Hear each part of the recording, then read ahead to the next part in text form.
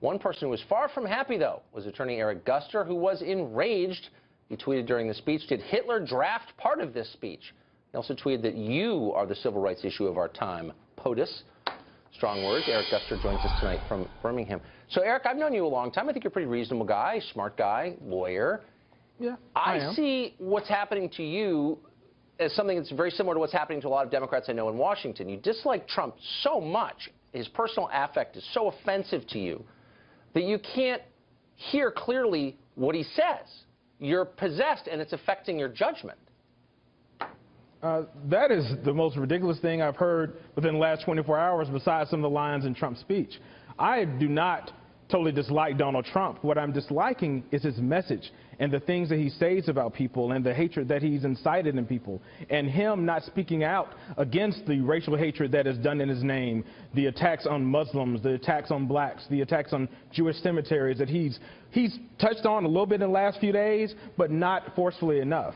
So those are things I'm totally against. So I don't even plan to address directly your tweet comparing him to Hitler, because I think it's embarrassing to you. But I want to get to what you just said. No, you read it. You read it. I know, but I'm embarrassed to bring it directly to you because I think you're above that, and I think it diminishes you. But let me ask you about what you just said. You said Trump's speech last night contained racial hatred. I watched the whole thing. I don't think anyone could agree with all of it, but where was the race hatred in it? Trump has had a message of racial hate throughout this campaign, throughout his presidency that's only, a few weeks old.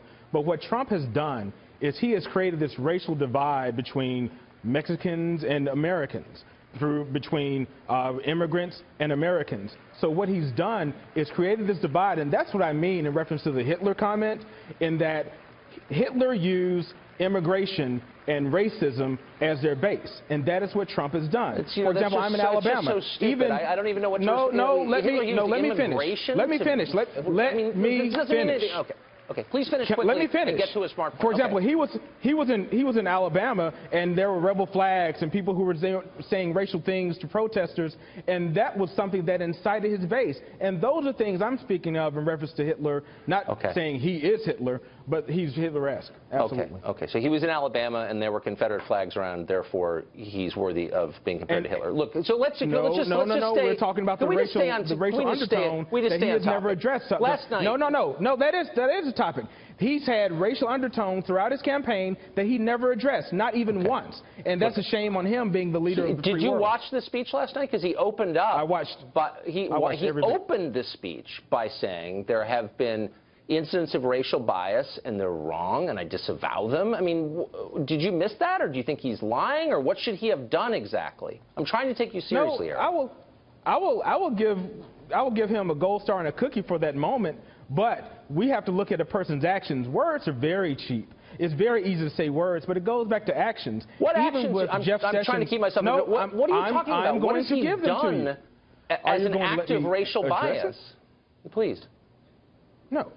For example, when we talk about unfair policing in communities of color and poor communities, Jeff Sessions gave a speech within the last 2 days where he was saying that they're going to stop suing police departments in reference to these things. So those are things that we're talking about. We've had a black president for the past 8 years. For the past 8 years, we've had an African-American president during the exact period where you say that racial bias in our police departments is out of control.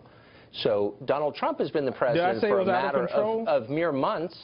So I don't think I said that. I want to get to something specific that he said, that the Democrats said last night. So Trump, in his speech, you said that I said it's out of control. I said Jeff Sessions gave a speech where he said that he would stop suing police departments. That's very concerning to many people, including myself as a civil rights lawyer. When the Department of Justice is being told that they're not going to sue police departments and give consent decrees to tell them that they have to stop racial bias, they have to stop unfair policing, that's a problem and very concerning with a lot of people. You've had 8 years of an Obama Justice Department, an Obama Civil Rights Division, indeed an Obama presidency, and that bias, according to you and other so-called civil rights lawyers, has flowered.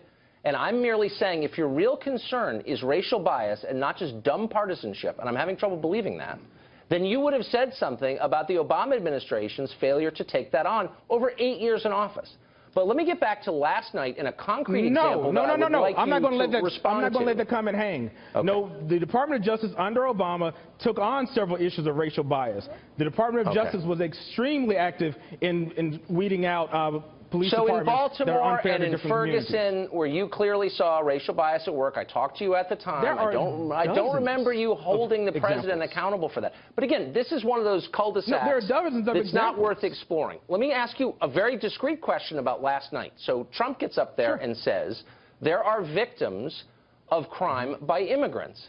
And the second he says that, and there are, of course, I mean, there's really no dispute about that. Democrats in the chamber, members of Congress, all but boo him. They bark at him. They express verbally their displeasure. And my question is, why?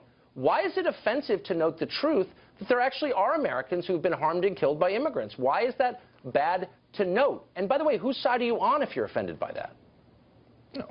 It's not bad to note that, but we also must note the violence that is perpetuated by white nationalists. The violence such as the Charleston 9, which he has not mentioned. The mosque that was attacked in Canada, which he has not mentioned. He has not spoken out against white supremacists who've done very similar things that he's trying to blame on the immigrants. Those are the real dangers within our country. You're kind of missing my question. Homegrown terrorists. I'm answering your question, but you don't want the answers. Why would Democrats? The Charleston 9 happened when Obama was president. Like, this is... I'm losing patience, but I just want to get to this one question. Why would that make Democrats mad that he said that? And they were mad. They groaned audibly. It was picked up on mics. Why would that annoy them so much that he was noting that immigrants have hurt Americans? Like, what's wrong with saying that? Can you answer that question? There's nothing wrong with saying that, but he's totally ignored the things I talked about. The white nationalists and the white supremacists who are attacking people on a weekly basis. I'm out of time, Eric. He's totally ignored that. It's too frustrating. I hate you don't want the truth, Tucker. Unwilling to deal with reason. Thanks a lot.